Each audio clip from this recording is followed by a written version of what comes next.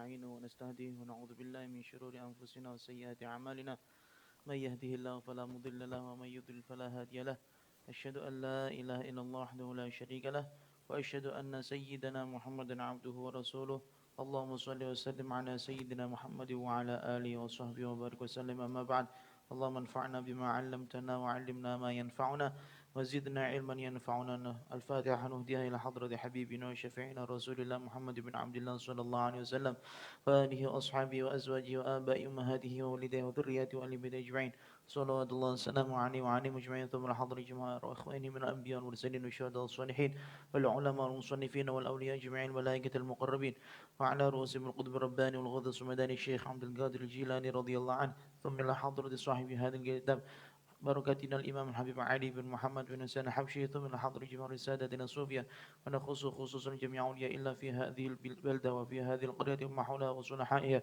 خصوصا حضرة سيد الوالد الحبيب عبد القادر بن مختار الظاهر الهدوان. ثم إلى حضرة سيد جعفر الصادق سنان قدس بابا المنجوة برفاعي. ثم إلى حضرة بردي شيخ سنان كالي جوك بردي مرسي سنان موريا. ثم إلى حضرة جميع أصحاب هذه القرية بابا كابي جيبا جيكسو بابا بهانار بهران دبجلنا أصولهم وفروعهم وحواشيهم. ثم إلى حضرة جميع رسالتنا الصوفية أن الله عن درجات في الجنة يكثر مثوبات مضاعف حسناتهم يحفظنا بجاههم ينفعنا بهم عيد عننا ببركاتهم وأسرارهم وأنوارهم وعلوم الفحات في الدين والدنيا والآخرة. شأن الله له ولهم لنا الفاتحة. أعوذ بالله من الشيطان الرجيم. بسم الله الرحمن الرحيم. الحمد لله رب العالمين الرحمن الرحيم مالك يوم الدين إياك نعبد وإياك نستعين اهدنا الصراط المستقيم صراط الذين أنعمت عليهم غير المغضوب عليهم ولا الضالين رب اغفر لي ولوالدي وللمؤمنين آمين. Sebelum kita lanjutkan, nanti saya minta karena memang di sekolah tidak ada atau di madrasah tidak ada kegiatan, teman-teman tetap saya minta untuk sorogan nanti Mas Mudabir sebagian kan banyak yang ada di sini juga kayaknya. Nah, jadi sorogan yang paling banyak nanti kita gunakan untuk mengisi waktu-waktu kita selama kegiatan madrasah agak libur. Kemudian masalah terkait kepulangan itu nanti kita pikirkan kembali. Dan kemudian saya minta teman-teman untuk memanfaatkan waktu sebaik-baiknya di pondok, ya tetap ngaji, tetap seperti biasanya, biar barokah, biar tambah ilmune, boten mandek, boten akhirnya boten ketul uteke. Paham ya? Bismillahirrahmanirrahim. Wa qala radhiyallahu anhu wa baqiya indaha fi hadanatiha wa zawjiha sanatain. Wa baqiya lan tetep sapa Kanjeng Nabi. Wa baqiya lan tetep sapa Kanjeng Nabi indaha ing dalem sandinge Sayyidah Halimah. Indaha ing dalem Sayyidah Halimah fi hadanatiha ing dalem rumatane Sayyidah Halimah. Fi hadanatiha ing dalem rumatane Sayyidah Halimah wa zawjiha lan bojone Sayyidah Halimah. Wa zawjiha lan bojone Sayyidah Halimah mangsane pirang lawase sanataini ing dalem mangsa 2 taun. Sanataini ing dalem mangsa 2 taun. Tatalaqqa nampa sapa Sayyidah Halimah. Tatalaqqa nampa sapa Sayyidah Halimah. Nampa ing apa mim barokatihi bayane saking pira-pira barokahe Sayyidah barokahe Kanjeng Nabi. Mim barokatihi bayane saking pira-pira barokahe Kanjeng Nabi. Wa ajaibi mu'jizatihi lan pira-pira keajaiban mukjizate Kanjeng Nabi.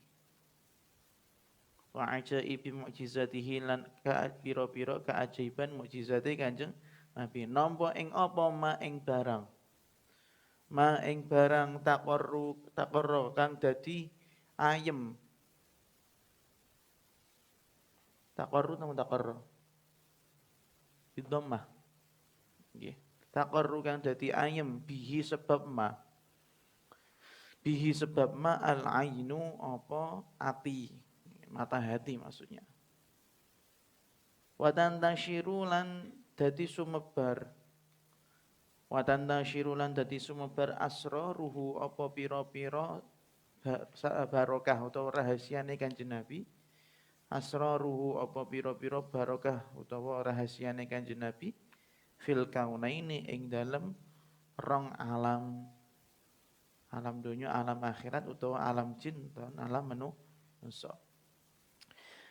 Beberapa waktu lalu sebelum perpulangan kita sudah sampai pada pasal yang menjelaskan bahwasanya orang yang paling pantas dan yang paling patut dan juga paling bejo untuk ngerumati bayi yang namanya Muhammad Shallallahu Alaihi Wasallam adalah Sayyidah Halimah. Ketika pulang saja membawa bayi tersebut sudah nampak barokahnya.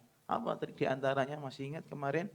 Himar dan onta ya, himar dan ontanya Sayyidah Halimah yang awalnya berangkat niku paling keri mulai galapi koyok Valentino Rossi. Nah, kemudian apalagi ada kambing dan onta yang sudah lama tidak pernah keluar susunya, tiba-tiba terus mengeluarkan susu. Itu diantara keajaiban-keajaiban yang dirasakan Sayyidah Halimah selama beliau membawa pulang kanjeng Nabi. Dan masih ada lagi kata beliau, wa baqiya indaha fi hadanatiha wa zawjiha sanatin.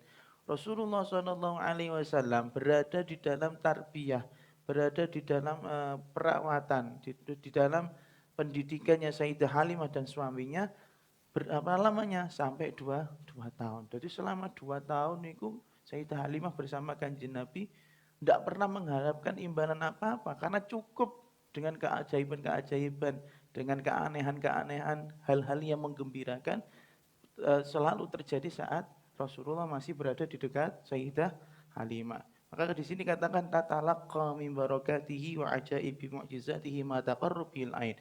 Beliau selama merawat Rasulullah selalu menerima keberkahan-keberkahan. Barokah niku ziyadatul khairi was sa'adah. Tambah apike, tambah bahagiane dan tidak melulu masalah uang dan tidak melulu masalah hartamu jenenge seneng niku mboten melulu masalah uang dan harta nggih. Sampeyan libur mawon wis seneng ya iku tandane barokah seneng. Sampeyan jalan-jalan mawon pun seneng. Berarti enggak melulu masalah harta. Kata beliau selama merawat Rasulullah beliau banyak sekali menerima keberkahan dan juga melihat hal-hal yang aneh yang membuat hati beliau menjadi ayem. Iya, jaminannya sapa Gusti Allah Subhanahu wa taala.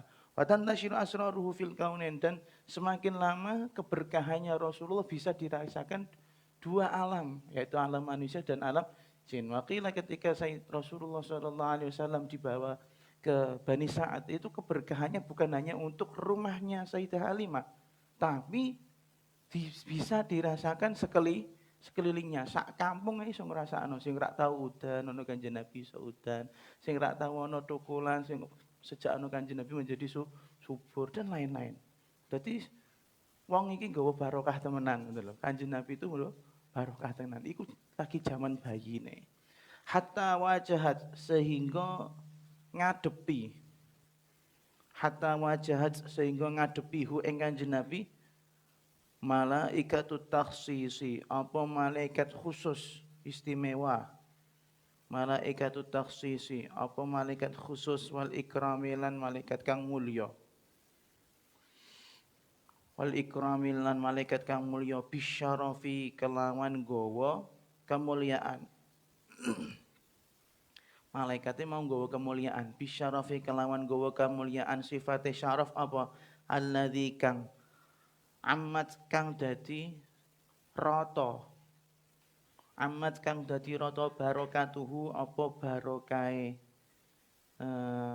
alladzi untuk Kanjeng Nabi juga bisa barokatuhu apa barokahe alladzi utawa Kanjeng Nabi al anama ing sekabehane manusa, al anama ing sekabehane manusa wa huwa hale utawi Kanjeng Nabi wa huwa hale utawi Kanjeng Nabi yar'a iku angon sapa Kanjeng Nabi, yar'a iku angon sapa Kanjeng Nabi al aghnama ing pira-pira wedhus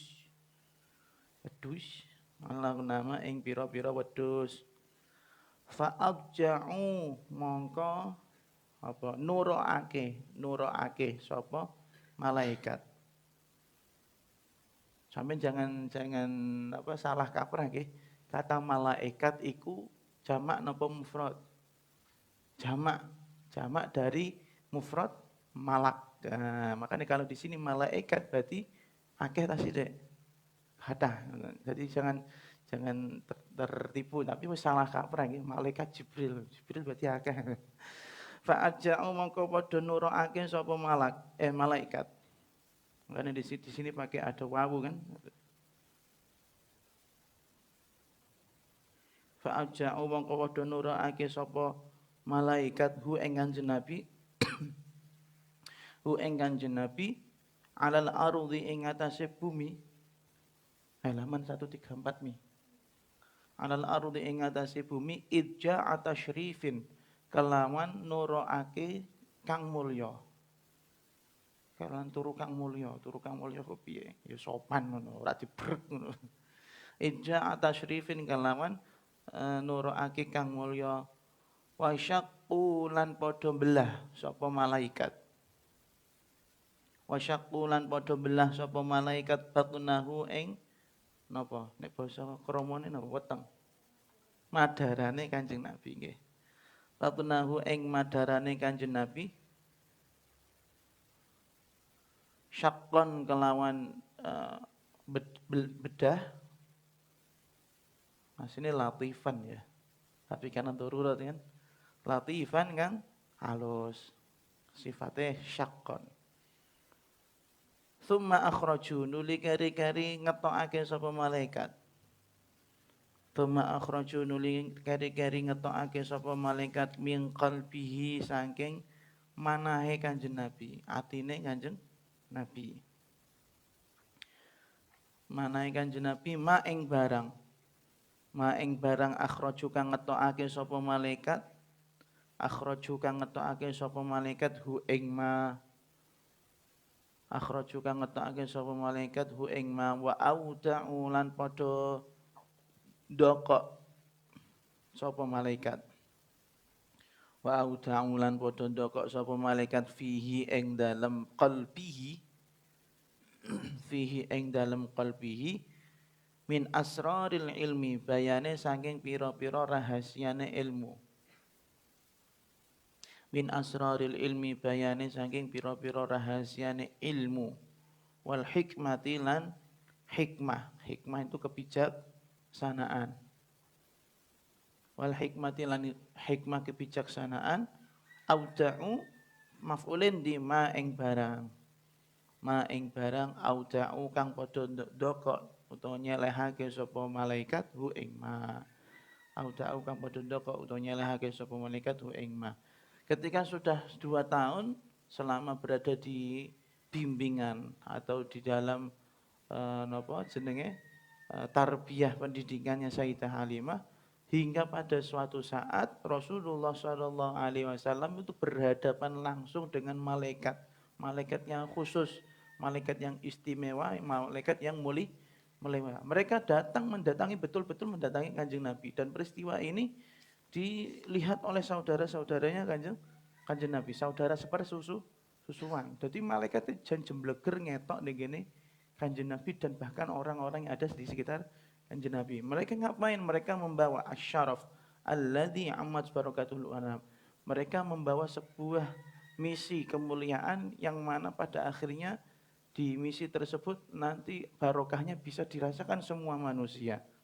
Pada saat apa itu wahwa yar'al aghnam, beliau sedang angon wedhus menggembala kambing karena pekerjaannya para nabi itu senengannya gembala kambing.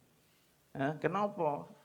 Ada Syekh Ramadan Putih mengatakan Allah yarham kalau nabi itu pernah menggembala kambing karena besok nantinya ketika dia akan menjadi nabi itu menggembala umat.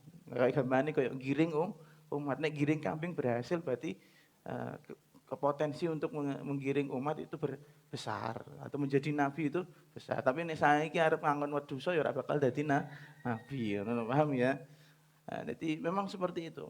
Nah, kemudian ketika fi riwayah beliau dikatakan wahwa yal'ab. Beliau sedang bermain dengan saudara darahnya. Ya sama aja dolanane wong-wong Arab niku napa nek angon wedhus ya. Terus setelah bertemu dengan malaikat yang lain lari tunggang langgang, wedi. Ketemu wong gede-gede rak cetha iki manusia apa, model apa kan gitu. Yang lain lari tapi Kanjeng Nabi ya biasa wae karena ketemu malaikat yang mana ruhaniyah beliau lebih tinggi daripada jiwanya malah malaikat biasa, ora kaget ngono. Nek sampean sing ketemu ngono ya beda meneh ceritane kan ngoten. Lagi ketemu sak ning pojokane dikira ning pohon.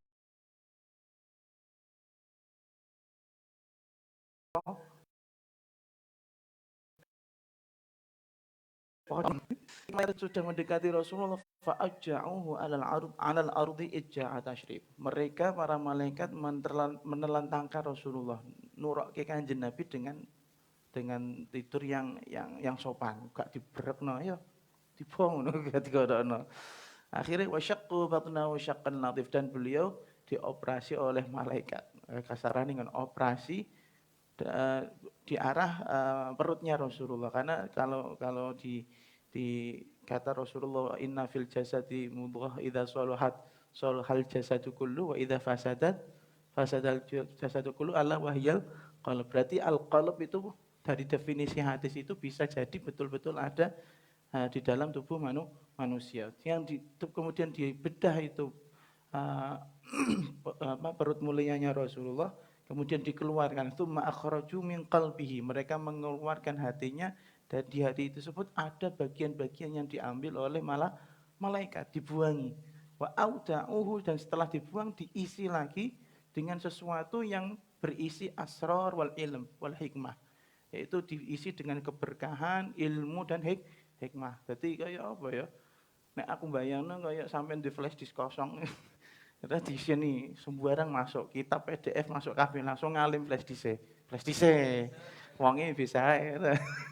Wonge biasa mawon. Tapi ya seperti itu. Jadi dikeluarkan dari hatinya Rasulullah sesuatu yang dikeluarkan dan dimasukkan adalah ilmu dan hikmah. Karena piye-piyelah nabi yang akan menjadi nabi ojo ngasih pekok dalam faham aswaja Ahlussunnah wal Jamaah sifatnya nabi dan rasul itu sidik amanah tabligh yang terakhir fatona harus punya kecerdasan apalagi Rasulullah cerdas zahiran wa batinan ngono lho zahiran wa batinan. Terus yang pertanyaannya dikeluarkan itu apa? Wama akhrajalan orang ngetokake yang dikeluarkan itu apa? Wama akhrajalan orang ngetokake al amlaku apa pira sapa pira-pira malaikat. Al amlaku sapa pira-pira malaikat min qalbihi saking manahe Kanjeng Nabi. Min qalbihi saking manahe Kanjeng Nabi adzan ing penyakit. Adzan ing penyakit. Walakinnahum lan tetapine para malaikat. Walakinnahum lan tetapine para malaikat zadu padha nambahi sapa malaikat. Zadu padha nambahi sapa malaikat hu ing qalbihi tuhron ing kesucian. Tuhron ing kesucian ala tuhrin ngalahake kesucian kang liyane. Ala tuhrin ngalahake kesucian kang liyane. Maka pertanyaannya, apa yang dikeluarkan oleh para malaikat? Ini yang salah kaprah manusia-manusia awam seperti kita nganggep peristiwa operasi tersebut atau peristiwa pembelahan dadanya Rasulullah tersebut adalah mengeluarkan barang-barang sing elek. Nah ini bahaya. Di sini kalau kita meyakini hal tersebut, mengatakan bahwasanya dikeluarkan malaikat itu adalah hal yang jelek dari hatinya Rasulullah, itu bahaya. Fihi tanqisun lin nubuwah. Ada sebuah tindakan mengurangi atau menghina derajat kenabian Rasulullah. Berarti nganggep Kanjeng Nabi ana eleke. Keliru iki. Keliru kan? Makanya yang dikeluarkan itu apa? Kata beliau Habib Ali bin Muhammad Al-Habsyi mengatakan yang dikeluarkan oleh malaikat dari hatinya Rasulullah itu bukan penyakit. Tapi justru yang di hatinya Rasulullah ditambahi suciani meneh. Nah, ini perlu kita baca kitab yang lain biar paham. Lah sing ditokno ki apa? Dalam hadisnya di dalam riwayat Muslim bahwasanya Rasulullah SAW mengalami sebuah peristiwa itu tadi, operasi. Kata malaikat, faqala hadza haddus syaitani mink. Muhammad, ketahui bahwasanya yang kami keluarkan ini adalah jalan masuknya setan. Jadi ibarat hati ini ada, atau ibarat sebuah daerah itu ada jalannya. Kita mau ke rumah itu lewat jalannya. Rumahnya suci, bersih, rumahnya apik, mewah. Tapi kalau jalannya itu enggak ditutup, nanti orang-orang sembarangan masuk. Yus podo, Kanjeng Nabi di hatinya itu sudah mesti suci nih. Karena dari kecil sudah diriayah, sudah dijaga oleh Allah Subhanahu wa taala. Cuman iki lho dalane, mungkin uratnya atau nopo saraf-sarafnya yang menuju ke sana itu diambil sama malaikat. Berarti suci tak mboten nantinya Kanjeng Nabi? Suci. Cuman dikhawatirkan jalan ini kalau enggak diputus, enggak dihilangkan, ya masuk akhirnya setan untuk mengganggu Nabi atau Rasulullah Shallallahu Alaihi Wasallam. Sampai juga tahu sendiri kan cerita yang Nabi Yusuf ketika tergoda sama Siti Zulaikha. Zulaikha leres nggih. Itu kan tergoda betul itu. Mungkin jus napa laqad hamat bi wa hamma biha. Nabi Yusuf wis gamane wis nafsu, gamane ngoten kita enggak tangkis sunubah. Wis nafsu wa hamma biha, tapi dan juga si wanita juga sama-sama nafsu. Meh tapi nek ora nabi ketut teng akhire. Nek ora nabi ketut ngayune kaya ngono. Tapi kan dielingno karo Gusti Allah. Dan itu menunjukkan masih ada hadzun, ada bagian jalan masuknya setan itu masih ada. Tapi nek Kanjeng Nabi itu jalannya betul-betul diputus. Ben suci bener Kanjeng Nabi niku. Nah, di sini ada sebuah istimbat atau sebuah pemikiran dari Syekh Ramadan Putih. Beliau mengatakan kalau dari peristiwanya Kanjeng Nabi dibelah dadanya itu, dikeluarkan hatinya, dihilangkan hadzuz syaitan, dihilangkan jalan masuknya setan, kemudian diisi dengan ilmu dan hikmah. Pertanyaannya, ilmu dan hikmah itu berarti bisa dibentukkan dalam bentuk benda. Dibentukkan kayak bentuk benda. Aneh toh? Yang diisi kan barang-barang batin. Harusnya ilmu niku ketok ta mboten? Cahaya keilmuan ketok ta mboten harusnya secara kasat mata? Mboten. Barokah niku ketok ta mboten? Mboten. Tapi kenapa Allah Subhanahu wa taala membuat barang batin seperti itu dirupakan dalam bentuk yang zahir? Kata Syekh Ramadan Putih, ini menegaskan kalau tidak ada peristiwa ini, itu tidak bisa menunjukkan bahwasanya Rasulullah itu betul-betul Nabi dan Rasul. Yang awalnya hanya berupa sesuatu yang batiniah, sesuatu yang bisa dirasakan di hati, itu mestinya banyak sekali orang yang tidak percaya. Makanya peristiwa yang batiniah tersebut itu dirupake Gusti Allah dalam bentuk yang zahir. Dioperasi tenan Kanjeng Nabi. Tapi padahal itu peristiwa batin dalam bentuk zahir. Biar apa? Semua orang percaya. Oh iya benar, Muhammad tahu dioperasi malaikat. Oh iya benar, doa ini ku sono ilmu dan hikmah. Jadi jangan berharap kita ini mendapatkan peristiwa yang seperti itu. Nah, itu nabi biar bisa dipercaya. Kalau orang-orang ini nek pengen pinter berarti kan gampang nek pengen kayak Kanjeng Nabi. Belah ae dadane terus dibuat gobloke, dilebokno ngelmu, dilebokno flash disk kitab, pinter kan. Tapi kan enggak bakal mungkin ada ya enggak? Enggak bakal mungkin ada karena transfer ilmu itu berbeda dengan transfer barang. Paham nggih? Maka peristiwa yang batiniah tersebut dirupake Gusti Allah dalam bentuk zahir biar disaksikan oleh orang banyak. Jadi butuh hujjah. Oh iya betul Muhammad itu nabi karena dulu waktu saya bermain pernah didatangi sama malaikat. Oh no. Dia didatangi sama malaikat. Kan nek ngono cerita ngono kan bener. Oh iya. Iki orang istimewa enggak biasa. Paham ya? Sekali lagi peristiwa batiniah itu dibentukkan, diwujudkan oleh Allah Subhanahu wa taala dengan bentuk yang zahir biar manusia seperti kita tuh percaya bahwasanya Rasulullah itu betul-betul nabi sing batiniah iso digawe bentuk dalam bentuk zahir. Paham nggih? Wa huwa lan hale utawi Kanjeng Nabi. Wa huwa lan hale utawi Kanjeng Nabi ma'adzalika sertane mengkono-mengkono peristiwa syaqqul batni atau peristiwa operasi. Wa huwa hale utawi Kanjeng Nabi ma'adzalika sertane mengkono-mengkono peristiwa operasi fi quwwatin iku tetep ing dalem rasa kang kuat. Fi quwwatin iku tetep ing dalem rasa kang kuat wasabatin lan teguh. Wasabatin lan teguh ora goyah. Wasabatin lan teguh yatasaffahu kang buka-buka sapa Kanjeng Nabi. Yatasaffahu kang buka-buka sapa Kanjeng Nabi min suduril qudratil ilahiyati bayane saking pira-pira garis takdir ilahi. Ngoten.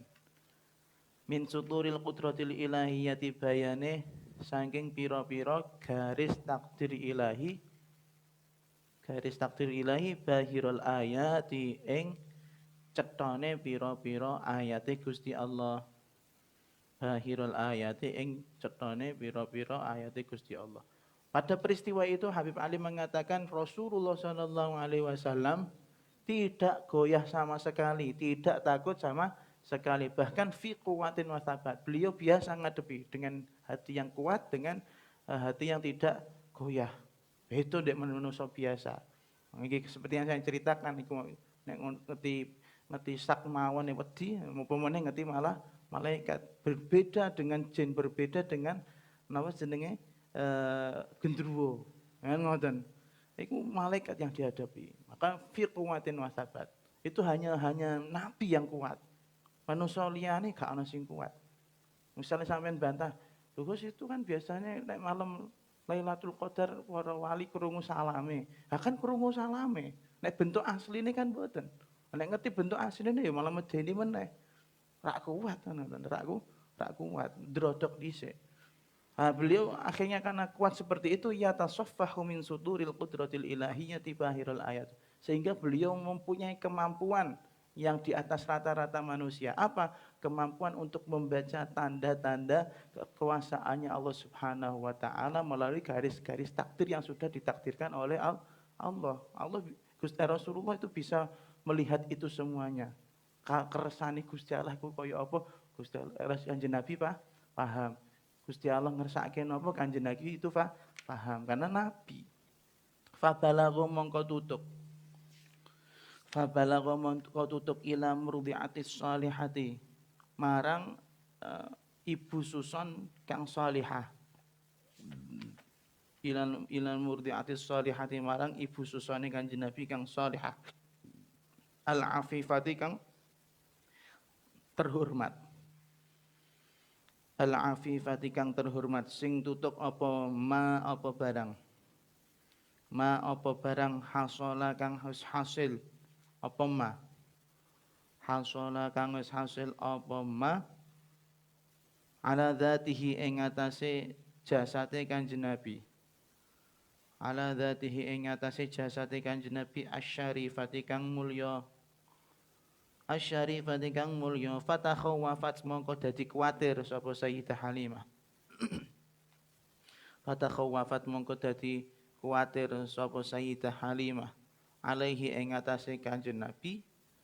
Alaihi ing atase Kanjeng Nabi min haditsin saking kejadian. In haditsin saking kejadian takhsya kang kuwatir sapa Sayyidah Halimah. Takhsya kang kuwatir sapa Sayyidah Halimah hu ing Kanjeng Nabi. Hu ing Kanjeng Nabi.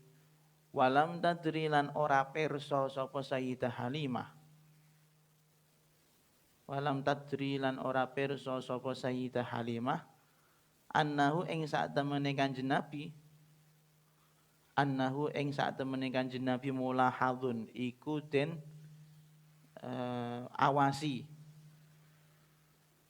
Mulahadzun iku den awasi bil mulahadzati tammati kelawan pengawasan kang sempurna. Bil mulahadzati tammati kelawan pengawasan kang sempurna min maulahu saking pangerane Kanjeng Nabi.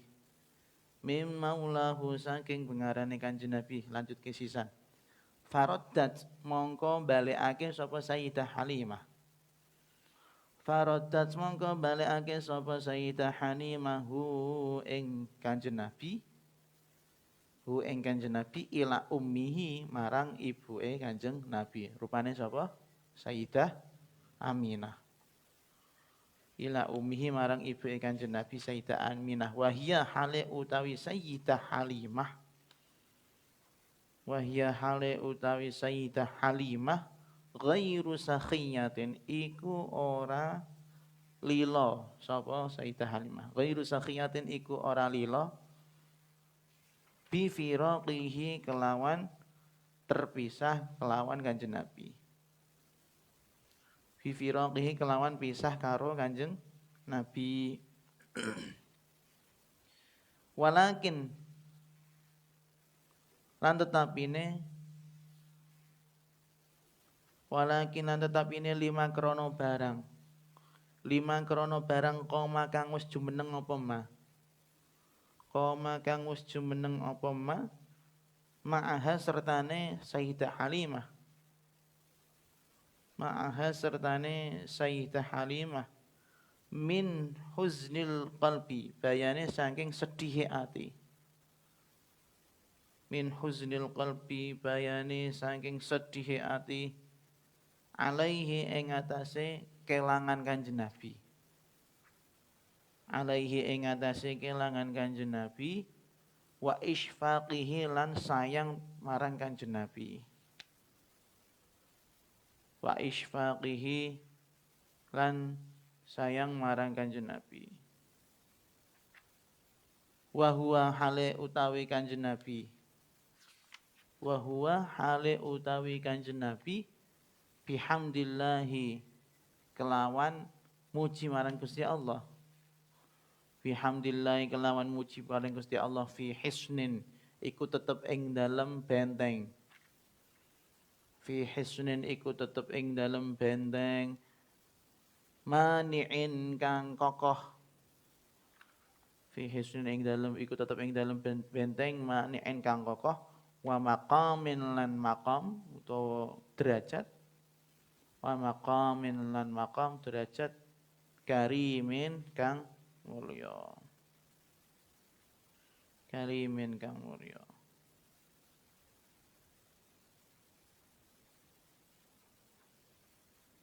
Nah, kemudian setelah kejadian itu, yaitu kejadian peristiwa dibelahnya dadanya Rasulullah Sallallahu Alaihi Wasallam, peristiwa batiniyah, tapi dalam bentuk yang zahir.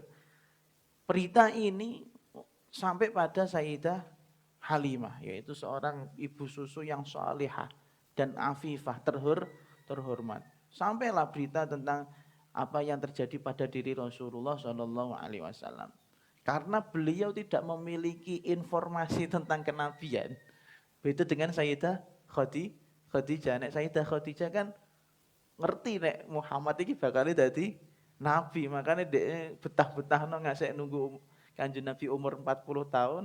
Beliau lagi ayem nek Kanjeng Nabi betul-betul dadi nabi. Kenapa beliau bisa tenang? Karena beliau punya informasi-informasi terkait kenabian. Ngerti nek bojone bakal dadi nabi tak dampingi terus kan ngono. Nah niki Sayyidah Halimah belum tahu, belum begitu tahu bahwasanya bayi yang dibawa ini, anak yang dibawa ini bakal dadi nabi. Maka ketika peristiwa itu datang, peristiwa itu terjadi pada diri Rasulullah, yaitu peristiwa apa?